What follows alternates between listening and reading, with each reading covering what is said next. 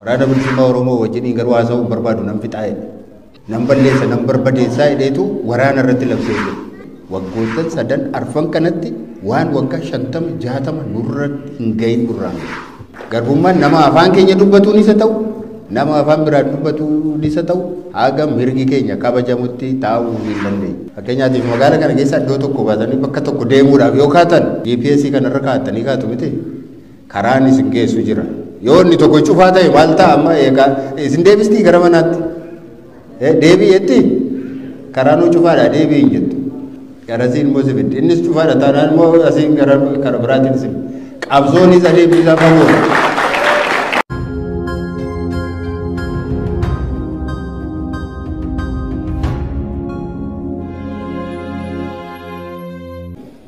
Deebi'uuf hin barbaanne yookaan deebinee nyaachuu hin barbaanne. Guyyaa 39 yeroo ta'e lammata deebinee hin nyaannan jenne maaliif hakiimonni nu bira taa'anii la har'a guyyaan tokko akkuma dabalaa deeme qaama keessan keessaa kanatti irrataa deema fayyaa keessan gara fuulduraa irratti kanatu dhiibbaa akkasiitu ga'aa deema sammuun keessan akkas ta'aa deema kaleen keessan onneen keessan akkas ta'aa deema lammata nama hin taatan utuu nu hin jedhanii nama ta'uu hin barbaannu jiraachuus hin barbaannu jenneeti. Maaliif eega waa gochuu hin dandeenye maal godha hooggansi tokko? Yoo du'e iyyuu wayyuu gaafa sana gaafa nuyi nyaanne tareeti isin gammadanii bultan ta'a. Nuyi garuu akka nama saba isaa ganeetti akka sanatti of ilaalle. Maaliif dura buunee siiduu natti jechaa ture duuduu uummata kanaaf gaarii ture jechuudha. Egaa yeroo sana isin immoo nu caalaa miidhamtan. Baay'een keessan kan nyaata nyaanne isin warra as jirtan dhiisaati. Saboonni biroon illee warri nu eegan illee poolisiin illee maal illee hakiimonni keenya illee nyaata nyaatu jibban utuu nu al tokko nyaatiin isaan ammas nyaatu boris nyaatu iftaanis in qaanaan booddee maal jennee nyaanna jedhan nyaata isa fudhatanii dhufan halkan nu bira bulan fayyuu inni dhiisan nyaachuu illee dhiisan hamma kana ture hamma kana wajjin nu wajjiniin akka dhiphachaa turtan hin beekna maallaqaan nu biraa nafne maatii keenya gaafachuun nu biraa nafne har'a immoo kabajaa akkasiitiin nu simachuudhaan nu biraa nafne kanaatiif galatoomaa isiniin jechuudhaaf iddoo kanatti argamne galatoomaa waa tokko immoo yaade akka sana konkolaataa filattanii maal gootanii waan meeqatti baastanii organizeeshinii sanaan yeroo isin nu simattanii utuu bilisummaa arganne tuubbaa biyya keenyaa taane utuu uummanni keenya dhimma hidhaa keessa jiru sun utuu hundumtuu utuu ba'e biyyi keenya utuu biyya dimookiraatofte utuu taate biyya nagaa utuu taate gaafa sana jarri kuni akkamittiin simatu laataa jedhee tayyaade. Gaafa sana akkam ta'a kan nama lamaaf akkas ta'e namoota irra kumaatamaan lakkaa'aman gaafa isaan mana hidhaatii ba'anii guutummaadhumatti biyyi sun biyya mana hidhaa ta'uunsee gaafa hafe gammachuun keessan akkam ta'a laata jedhee tayyaade. Waaqayyo garuu guyyaa sana nu agarsiisa gaafa tokkoon argina jennee yaadna. Har'a namoota kumaatamaan lakkaa'aman dargaggoonni kaleessa fidanii namoota har'a aangoorra jiran aangoorratti ol baasan hidhaa keessa jiru. Baay'een isaanii hidhaa keessa jiru. Baay'een isaanii har'as sodaachaa jiru. Har'as baqachaa jiru. Kana ta'an seeni akka lakkoofsa Awurooppaatti 75tti jijjiiramni gaafa dhufe abdii ture. Inni hin fudhatame. Isaan booda 91tti yeroo dhufe abdii ture innis hin bade. 2018tti qabsoo meeqaan wareegamni meeqa kaffalame namoota waaqa beekan dargaggeeyyii warra cuucca jala ture warra dhiibbaa ormaa jala ture warra rakkoo Oromoo beeku warra rakkoo sabaaf sablammii biroollee warra beeku warra qajeelummaadhaan biyya kana hoogganuu danda'antu dhufe jennee gammanne akkuma Zalla Jawaar dubbate yoonni wama tokko afaanii bahee waa'ee jara sanaa yoonni hamaa dubbate dhiisin jedhan ture anatu lolan ture abdii guddaan irraa qaban ture abdii guddaa ana duwwaatoo hin taane abdii guddaa irra kaa'annee turre dhukkuba keenya barree turre sila maal jedhenne wanta tokko dhukkuba isaa hoo beekan qoricha sirrii hoo ajajaniif fayyina ta'aa jedhe dhukkuba isaa beennee turre gaafa sana biyya kana keessa walqixxummaan dhibuu isaati dhukkubi keenyaa jenneen biyya kana keessa aadaan saba isa tokko ol ka'ee afaan saba tokko ol ka'ee inni biraan immoo gadi bu'ee inni tokko saamame inni tokko immoo saamame olaantummaaf gadaantummaan waan jiruudhaafi kun rakkoo keenyadha jennee rakkoo keenya gaafa sadda baafannee turre. Qoricha isaa immoo qoricha gaarii nuuf kennaa jennee warra nu itti kennine qoricha dogoggoraa yookaanis immoo qoricha waan sanaaf faallaa ta'e nuuf kennan. Rakkoo har'a keessa jiru keessa nu buusan. Gaafa sana lafa keenyarraa buqqifamnee hin saamamnee jenneeti kan hiriira baane. Qabsoon kan ture lafa keenya saamamnee. Waa'ee lafa saamamuu miti har'a isa keessa hin jiru. Gaafa sana waan biraan hin jiru lafuma nurraa fudhatame saamamne hin buqqaaneedha gaafa sana gaaffiin keenya. Har'a immoo buqqaaneeyyuu lafa jiraannu dhabne. Bakka jiraatu dhabe ijoolleen Oromoo har'a yoo dhugaas dubbanne. Bakki baqatanii inni dhibe har'a. Hidhaanis dadhabe, ajjeechaanis dadhabe. Garri itti deeman dhibee rakkoo akkasii keessa jirra. Gaafa sana buqqaaneeyyuu nagaadhaan jiraanna, beelofneeyyuu nagaan jiraanna. Har'a buqqaaneeyyuu bakka jiraannu dhabne. Dargaggoonni yoo lama ta'anii dhaabbatan sadii ta'anii dhaabbatan hin jiru waan akkasii har'a biyya keenya keessa. Adamfamanii akka bineensaatti adamfamu. Ijoollee Booranaatti ajjeefaman sana argitaniittu miti viidiyoo isaa argitanii. Ijoollee silaa du'uuf ka'an, ijoollee qoonqoo nuuf fixu, kan rakkoon iyyuu fixu, kan olii gadi baqannaan yaaddoon iyyuu kan silumaayyuu ajjeese. Qoreerra oofanii dhaqaniitu gatteessisaniitti qiyaafatanii ajjeesan. Mana hidhaatu immoo fuudhamee ajjeefame immoo meeqatu jira. Konkolaataa irratti wantoota roobsanii rasaasatti roobsanii ajjeesan immoo meeqatu jira. Utuu obboleessi ilaalu utuu haati ilaaltu dudda duubatti hidhanii addawaabaa irratti kan ajjeesan immoo jira. Haati mucaa sanaa gaafa sana achi jirti. Obboleessi mucaa sanaa achi jira gaafa sana. Kuni mootummaa nuyi mootummaa afaan keenya dubbatuudha jennee yaannu keessatti kan inni ta'e. Mootummaa Oromaa keessatti hin taane kun ta'ee hin beeku. Har'a kana keessa jira. Waan wal dhusinu hin qabu. Hin hidhinaa nama wajjin hin dhaga'an. Gaafa waraanni amma jalqabame kun waraanni otoo hin jalqabamin dura akka kaafaawatti waraana kanatti hin deeminaa jennee ibsa yeroo nuyi baafnu waa'ee managaa maaliif dubbattu jedhanii duula akkamiitu duratti duulame. Har'a immoo waan san hunduma balleessanii waan hundumtuu badee daaraa ta'e kottaa naasofnaa jedhanii immoo haasaarra jiru. Maal taatu gaafa sana dhaga'aniiru ta'e. Maal taatu dhaga'anii gaafa sana. Agartanii rakkoo isaa baraniiru garuu qorichi kennameef sirrii miti. Har'umayyuu immoo maaltu ta'aa jira. Warri Tigraay rukutaniis maal godhaniis gara barcuma gara haasaatti gara mariitti akka mootummaan deebi'u godhaniiru. Harka isaa micciiranii gara itti ba'uu dhabee isaaniin wajjiniin haasa'uudhaaf amma walii galeera. Waraana bilisummaa Oromoo wajjiniin garuu haasa'uu barbaadu nan fixaa'e. Nan balleessa nan barbadeessaa hidheetu waraana irratti labsee jira. Kunis deemee akkuma sanadha. Harki micciiramee deebi'ee taa'uu hin dirqamu. Maa wal finna.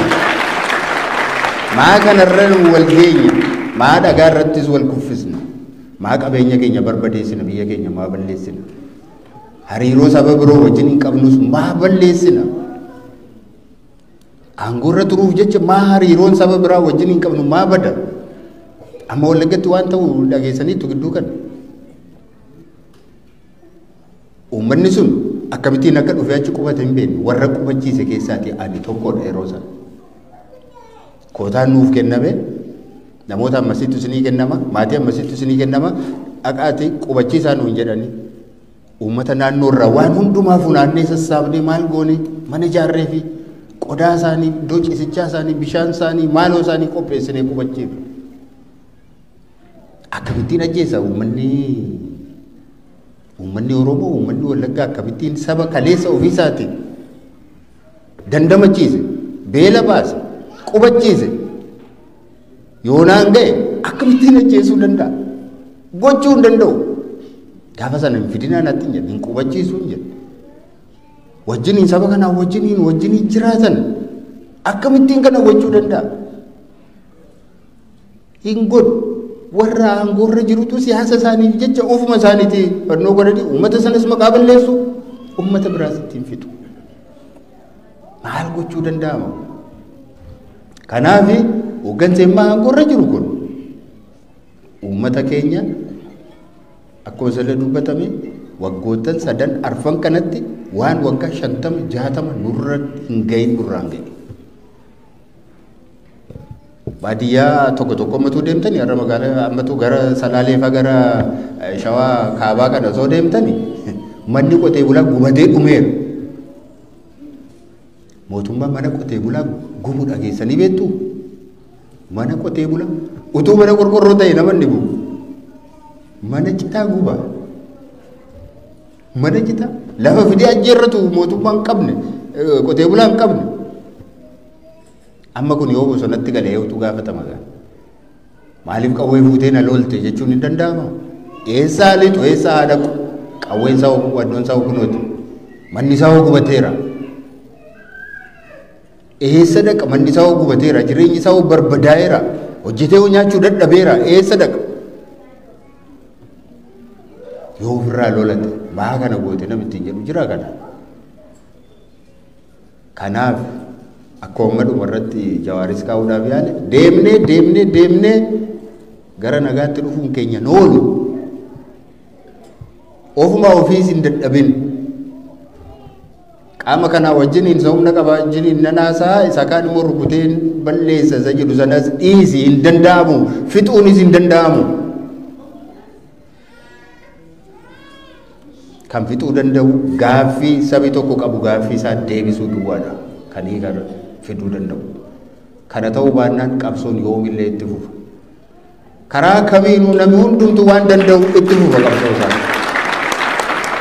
Amma garbummaan nama afaan keenya dubbatuun isa ta'u, nama afaan biraan dubbatuun isa ta'u, haga mirgi keenya kabajamutti taa'uu hin dandeenye. Dhiisuus hin dandeenye. Namuu karaa danda'een hin qabsaa, nu immoo karaa itti jirruun qabsaa jirra. Kanaaf ammas mootummaa kana irratti dhiibbaa gochuun barbaachisaadha jennee amanna.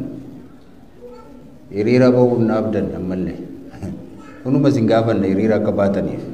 Maaliif rakkoo keenyatti ni qabne, ijoollee keenyatti daa'ira, uummata keenyatu dararaa keessa jira. Isa waggaa 30-20 dura caalaa har'a hiyyummaa keessa jirra. Namoonni muraasni mootummaatti siqan duroomaniiru ta'uu danda'a. Garuu gara baadiyyaa keessa yoo deemtan har'a namni buna namaa danfisuu danda'u illee hin jiru. Bunni illee hin jiru har'a. Dubartoota Oromiyaa keessa jiran otoo waan isaan keessa jiran sunitti himneeti. Abbaan manaa irraa du'e, ilmi jalaa hidhamee ijoollee wajjiniin ta'anii boo'u. Isin akka kanatti nu simattu addana teessanii. Otoo waan isaan keessa jiraattan beektaniiti hin boossanii maraattu turtan. Maal keessa jirti? Haati Oromoo maal keessa jirti har'a? Dubartiin Oromoo maal keessa jirti har'a? Maal keessa jirti? Abbaan manaa irra hin jiru. Abbaan manaa yookaan hidhaa yookaan du'eera. Qonni hin jiru. Ilmi yookaan hidhaa jira yookaan du'eera yookaan biyyaa badeera. Yookaan yoonni hidhameera ta'e isaaf galaa guurti. Ijoollee asitti qofatti guddisti. Namni rakkoo isaanii argu hin jiru. Kanaaf isaaniif illee birmachuun barbaachisaadha. Rakkoo isaan keessa jiran dachaan rakkoo dachaa keessa jiru. Keessumaa ba'aa dubartoonni Oromoo baatanii jiran seenaa keessatti akka kanaatti itti hammaatee hin beeku. Namillee quba hin qabuuf, namillee hin beekuuf. Ani yeroo mana hidhaa ture kan rakkachaa ture haadha manaa gootii hunduma caalaa. Gar tokko waa'ee keenya yaadda'u, gar tokko ijoollee guddisuu yaadda'u.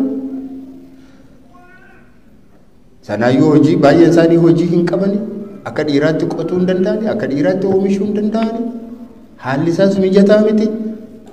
Aadaan isaas mijataa miti. Kana keessa taa'anii gidirfamaa jiru baay'een isaanii. Kanaaf isaaniin yaadachiisu. Warri iddoo gaarii jirtan, warri Rabbi biyya gaarii keessa isin fide isaaniin yaadadhaa. rakkoo dubartiin Oromoo keessa jirtu yaadadha. Kana yaadachuun barbaachisaadha. Kanaaf amma rakkoon keenya furamutti isin waamuun keenya dirqama. Nu bira dhaabbachuunis barbaachisaadha waan dandeessaniin. Hojii dippiloomaasii hojjechuun maallaqa gaafatamtan kennuun hiriira baay'oo isiniin jedhan karaan kan keenya qofa miti jennee yaadna. Waan nu isinitti himnu duwwaa akkasiin gootan barbaannu waan qabsoof malu hundumaa gochuun barbaachisaadha. Waan qabsoodhaaf malu karaan tokko fakkeenyaatiif magaala kana keessa iddoo tokko baatanii bakka tokko deemuudhaaf yoo kaatan maal isheen GPS kanarra kaa'attanii kaatu miti karaan isin geessu jira. Yoo inni tokko cufaa ta'e maal ta'a amma eegaa isin deebistii gara manaatti deebii jetti karaan cufaadha deebii hin jettu.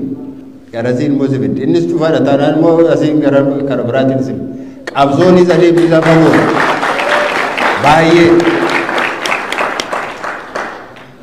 tokko miti galmisaa garuu waanuma tokkodha. Galmisaa maa inni mirga saba kanaa deebisuudha. Abbaa biyyaa taasisuudha. Abbaa biyya isaatii taasisuudha. Kanaatiif karaan akka hin cufamne yaaluudha. Karaan tokko yeroo cufamu immoo karaa biraa deemuudha. Inni sun yeroo cufamu immoo karaa biraa deemuudha.